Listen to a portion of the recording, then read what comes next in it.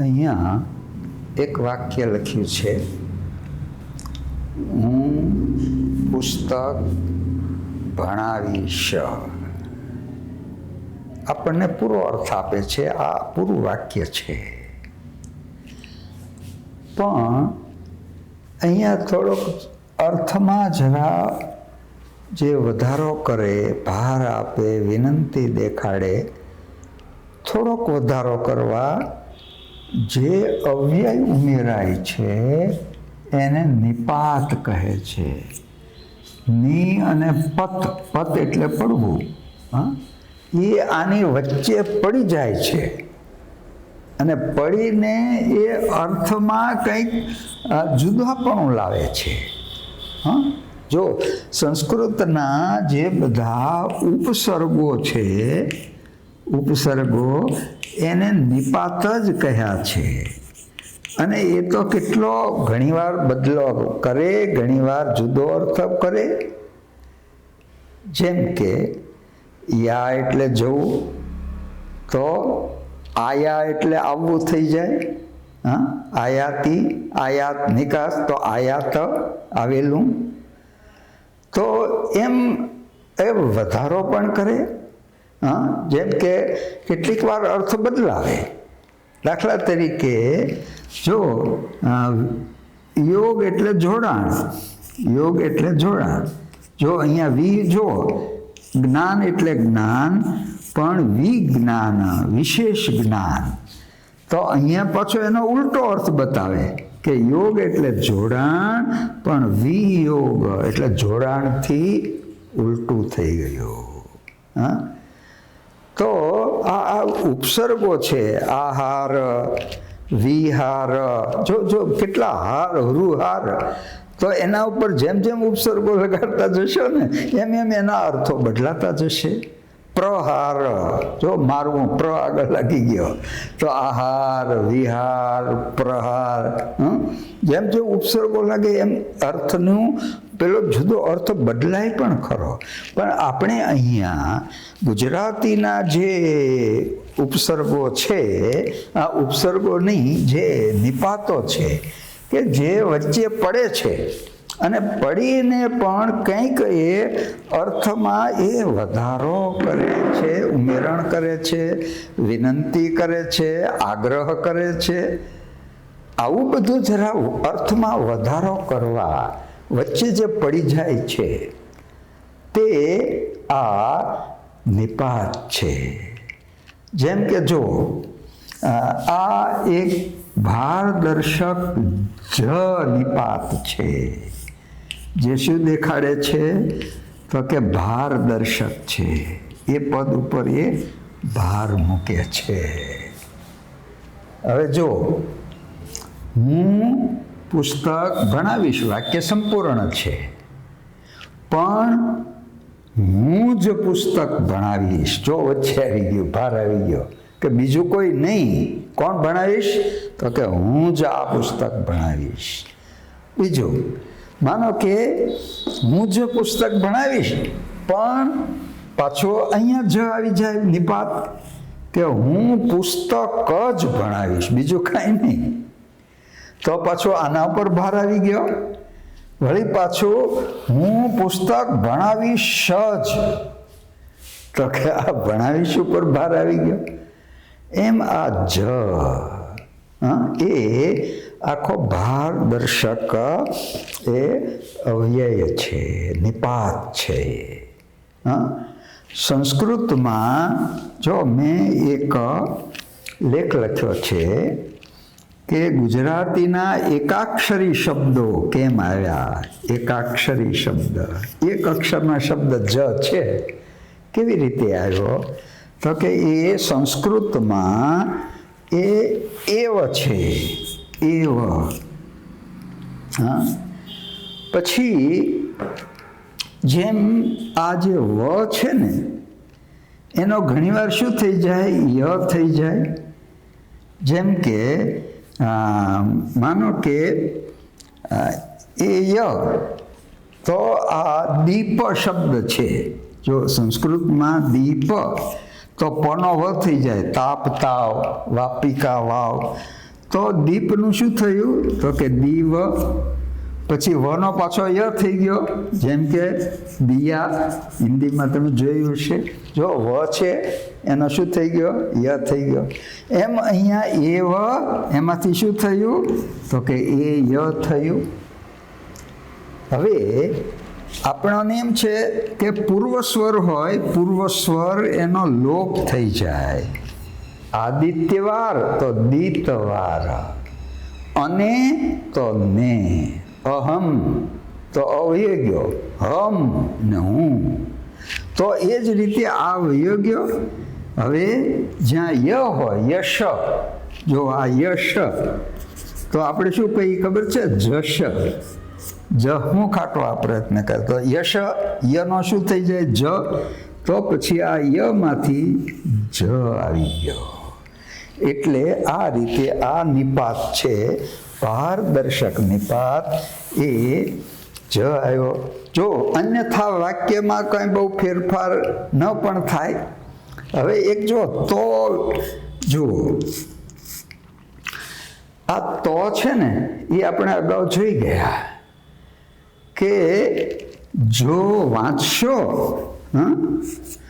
જો શરત આપી કે જો વાંચશો તો પાસ થશો.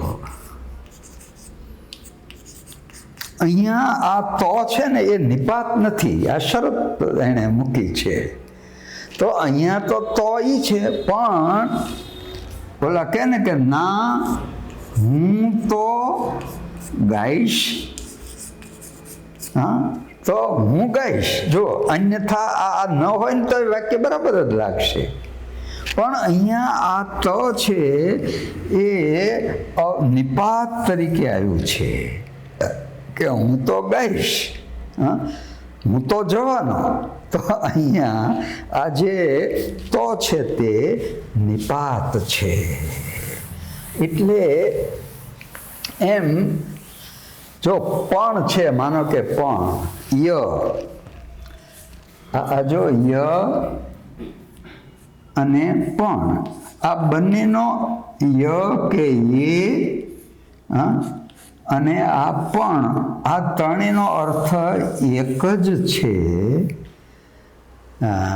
પણ એ આ પણ છે ને એ ઘણીવાર વાક્યના સંયોજક તરીકે પણ વપરાય છે.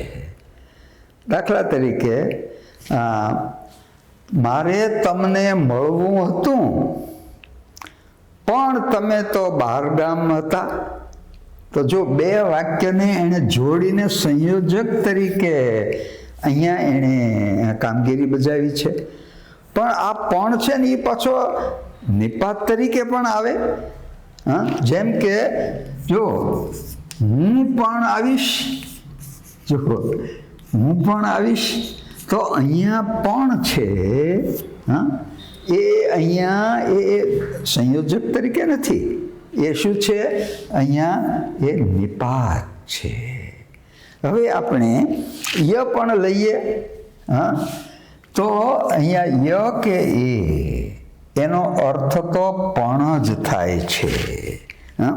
પણ આપણે એક થોડુંક જ્યારે આપણે વ્યુત્પત્તિ પણ થોડી જોવાની છે, તો આ યની જરા વ્યુત્પત્તિ પણ જોઈએ. ય એની વ્યુત્પત્તિ પણ થોડી જોઈએ. જો કે સંસ્કૃતમાં પણ માટે અપી શબ્દ છે, અપી. હવે હમણાં જ આપણે જોયું કે પનો વ થઈ જાય એટલે અવી થયું, અપીમાંથી અવી થયું. હવે પૂર્વ સ્વર વયો જાય એટલે શું રહ્યું? વી રહ્યું. અને વનો બ થઈ જાય, વહુનું બહુ. શવનું શબ થયું, વનો બ થઈ જાય તો બી. તો જો આપણે ઘણી જગ્યાએ ગુજરાતીઓ પણ કહે છે કે હું બી કેવો હોય, એમ હું બી આમ કરીશ. તો આ જો બી એ શેમાંથી આવ્યું છે? એ અપીમાંથી આવ્યું છે. પછી આ બી જે છે એનો ઈ થયો, જેમ આપણે દીપનું દિયા કહ્યું હતું ને, એ ય અને યનો જ થયો હતો. અહીંયા શું થયું કે ય હજી એમને જો વનો ય થયો, પણ ય ઈ આમ થયું એટલે યે થયું, અને આ જે ય ઈ વહી જાય. હા, તો એ ઈ જે છે એટલે માત્ર ય રહ્યો. તો આમ ય કે એ પણ અર્થદર્શક છે, એ આ અપીમાંથી આવેલા છે. હવે બીજું, આ ય જે છે એનો ગુજરાતીના લેખનનો નિયમ છે કે જ જુદો લખાય પણ ય ભેગો લખાય. જેમ કે હું કેવો, તો હું કેવો, તો આ હું પણ કેવો. હું આવીશ, તો કે હું આવીશ, તો હું પણ આવીશ, પણ આ ભેગું લખાય. શું કામ ભેગું લખાય? તો કે અહીંયા અપી છે ને એમાં અસ્વર છે, અને સ્વર છે એ આગલા પહેલામાં જોડાઈ જાય એટલે અહમ અપી છે ને, તો આ મમાં આ અ ભળી જશે, મ આખો થઈ જશે, એટલે શું થઈ ગયું? તો કે અહમ અપી. તો જો આ અપી જોડાઈ ગયું, તો અપી જોડાઈ જાય છે ત્યાં, એટલે અહીંયા પણ એનું રૂપાંતર ય પણ જોડીને લખાય છે. તમે શું ભલા માણસ, હા, તમે શું ભલા માણસ, તમે એ આમ કર્યું.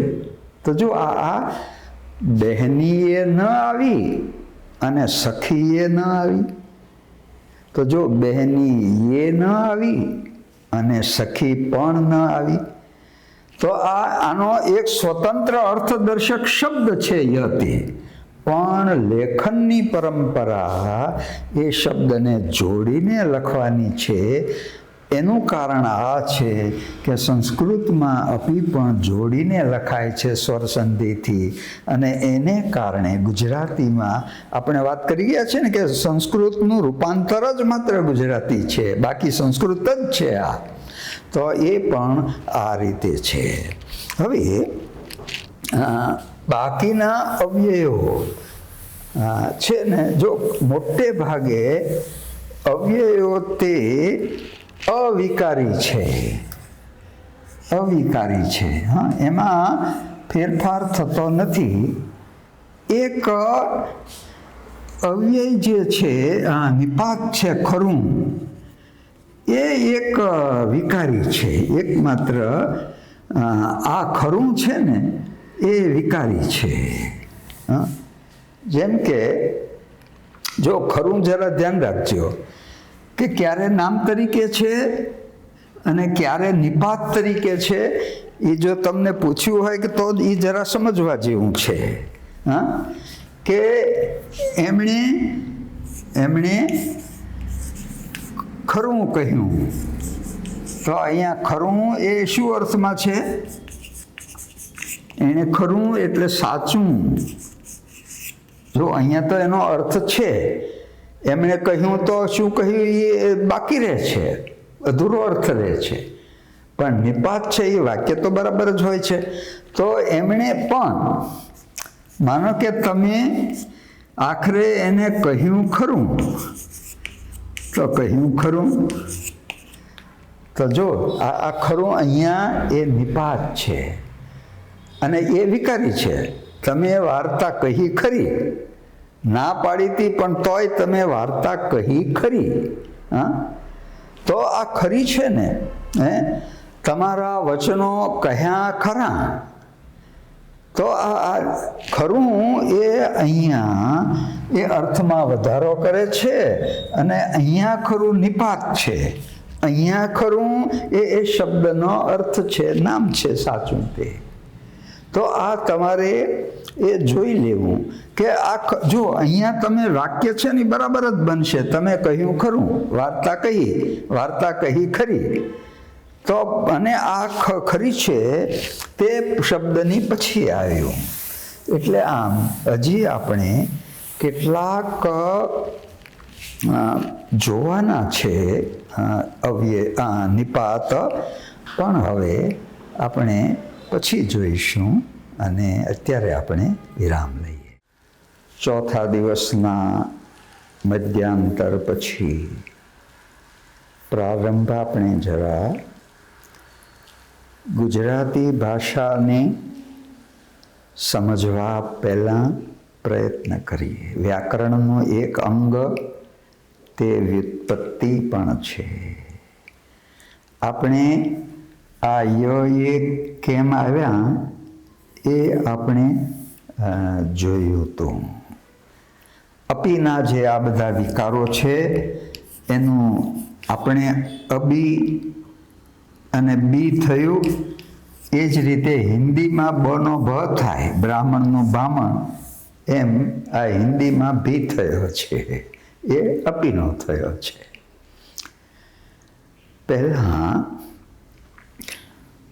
પહેલા ધોરણમાં વહેલો પાઠ, પહેલી કવિતા તે બા વિશે આવતી. તો આપણે અત્યારે જરા બે શબ્દની વ્યુત્પત્તિ જોઈએ. એક તો બા અને બાપા, અને એક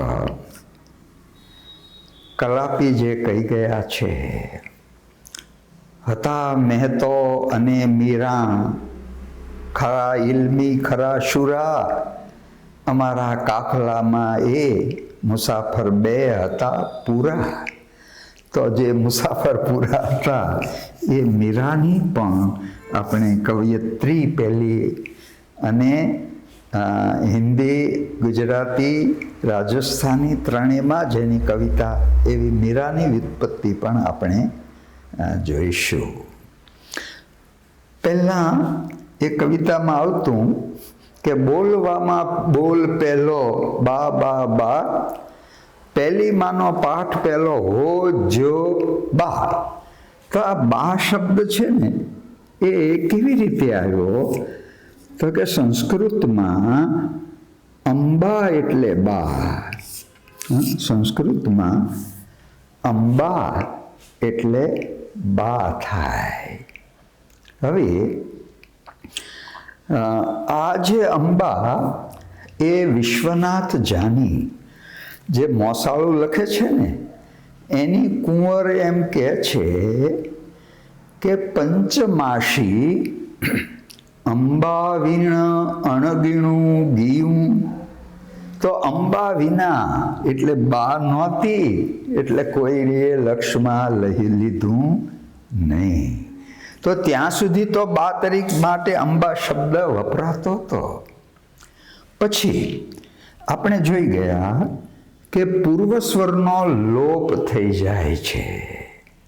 આદિત્યવાર, દિત્વાર, અને તો ને, તો એમ આ પૂર્વસ્વર અવયોગ્યો, અને મ જે છે અંબા એ ઓષ્ઠજ છે, એટલે એ બ છે તે અહીંયા ઓષ્ઠજ વર્ણ, એટલે પૂર્વસ્વર જતા માત્ર બા શબ્દ રહ્યો. એટલે આ બા જે છે ને આપણે એની વ્યુત્પત્તિ આપણે જોઈ. બાપા શબ્દ વિશે ઘણા તો એમ કહેતા હતા કે બાપા શબ્દ એ તો કે દેશ્ય શબ્દ છે ને એની કોઈ વ્યુત્પત્તિ છે જ નહીં એમ કહેતા, અને દેશ્ય ગણતા હતા. પણ ખરેખર એ આમ છે કે સંસ્કૃતમાં વપ એટલે વાવવું. જો વપ અને એમાં જ્યારે અ મળે ને એટલે વાપ થયું. જો વાપ પાછો પ નો વ થઈને વાવવું ક્રિયાપદ આવ્યું. કારણ કે પ નો વ થયો, વાવ આજ્ઞાર થઈ ગયો. એ જ રીતે પ જે છે એ વ જે છે એનો શું થાય? તો કે વહુનું બહુ થયું, શવનું શબ થયું, યૌવન તો જોબન, તો વનો બ થઈ જાય, એટલે વનો બ થઈ અને બાપ આમ શબ્દ થયો. બાપા પછી જુઓ, બાપા પછી પનો વ થઈ જાય. એટલે આપણે જે બાવા કહીએ છીએ ને, બાવા, અને એને બાપુય કહીએ છીએ, તો બાવા એ આમ આવ્યું. બીજું કે આ વનો હિન્દીમાં પાછો બ થયો એટલે વળી પાછા હિન્દીમાં હમારે બાબા, તો જો બાબા કહે છે. અને આ જે બીજનું વપન કરનાર છે પિતા, તે એ બાપુના અર્થમાં છે, બાપુ. અને આપણે જે ઋષિમુનિઓ સાધુ કક્ષાનાને પણ બાપુ કહીએ છીએ. શું કામ બાપ કહીએ છીએ? તો કે એ પ્રેરણાનું બીજ, આપણા જીવન માટે પ્રેરણાના બીજનું વપન કરે છે. અને એટલા માટે એને માનવાચક બાબા શબ્દ વાપરીએ છીએ. અને એ જ શબ્દ બાબ, અને એ બંગાળીમાં બાબુ થયું. જો બંગાળી બાબુ માનવાચક બોલાય છે. એ કાંઈ બા એટલે વાંસ ને એની બુ એટલે ગંધ ને વાંસના ઓલામાં રહેનાર ને એવા અર્થમાં નથી, જંગલી પ્રજા તરીકે. તો આ બા અને બાપા બે શબ્દ એ જો બાપા બાપુ, પછી બાવુ બા, આપણે નામ પણ હોય બાવુ, બાવચંદ, એ બધા આના વિકારો છે. એ જ રીતે આપણી જે કવયિત્રી મીરા, તો એને મીર કોમ સાથે કોઈ સંબંધ નથી. ઉચ્ચારણ સામ્ય છે પણ એને સંબંધ નથી. આ મૂળ શું છે કે સંસ્કૃતમાં મિહિર એટલે સૂર્ય થાય.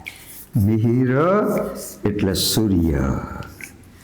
અને સૂર્યનું સ્ત્રીલિંગ જેમ સૂર્યા થાય, એક બેનનું નામ સૂર્યાબેન હતું, એમ જ તે મિહિરનું સ્ત્રીલિંગ કરવા માટે કાનો ઉમેરવામાં આવ્યો, આકારાંત કર્યું, એટલે શું થયું? મિહિરા.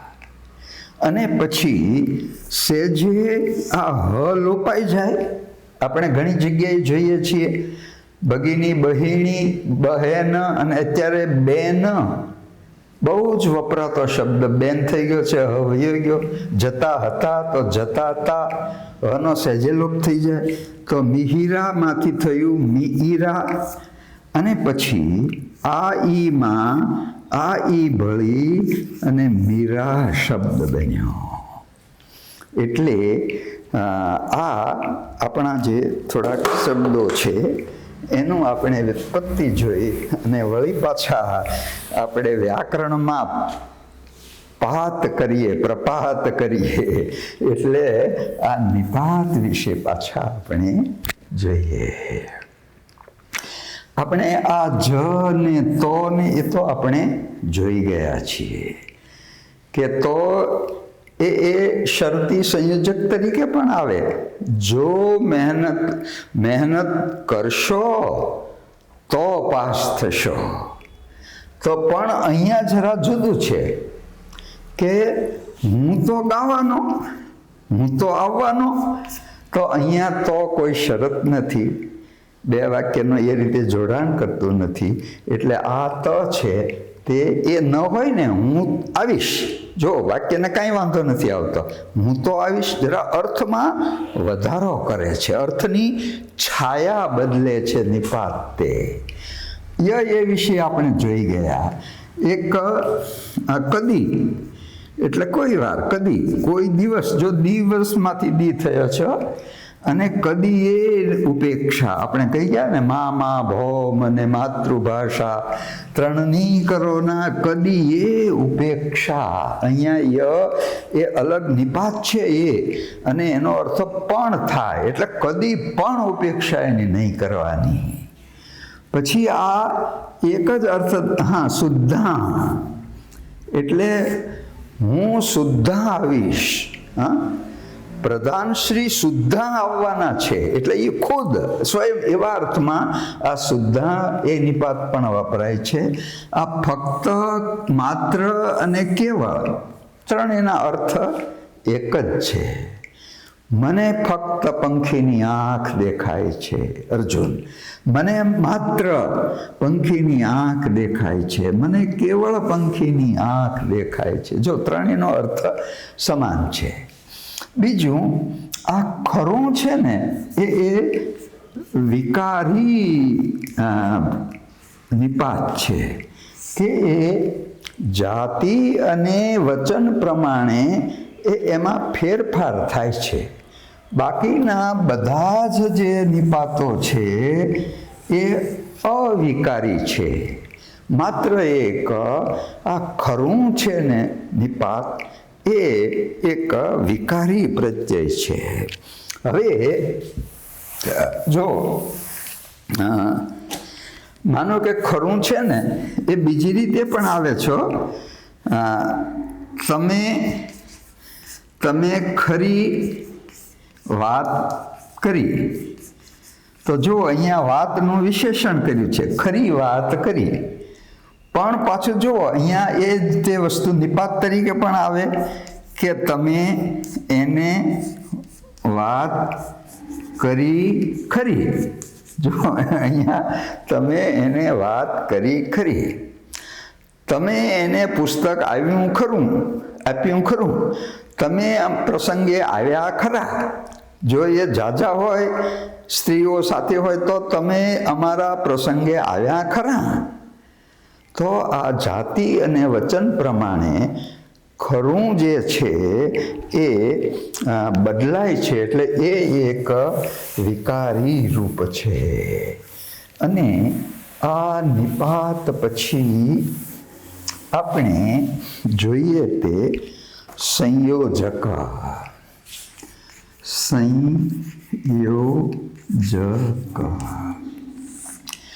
આપણે આગળ જોઈ ગયા કે યુજયુક્ત ધાતુનો અર્થ થાય જોડવું,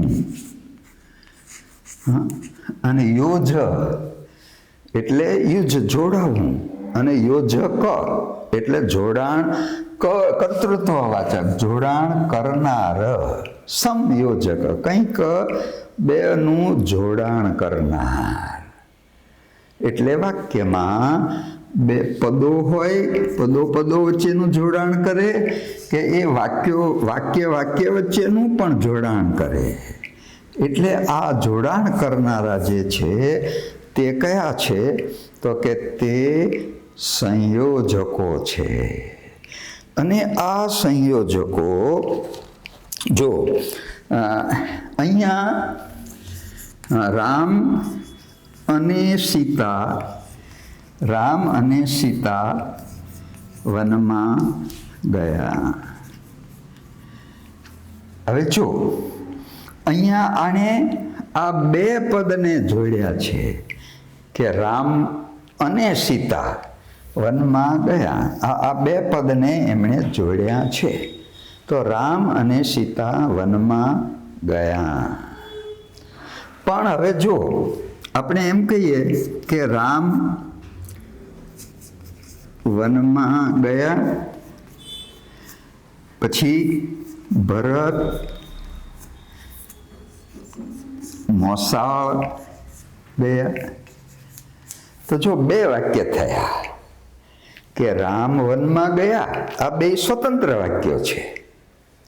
એટલે સ્વતંત્ર વાક્ય બંને છે. એને જો હવે અને દ્વારા જોડાશે કે રામ વનમાં ગયા અને ભરત મોસાળ ગયા. તો જો અને દ્વારા બે વાક્ય જોડાયા છે. એટલે પદ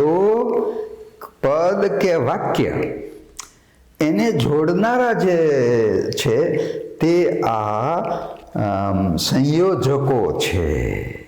હવે આ તથા છે એને બદલે તેમજ,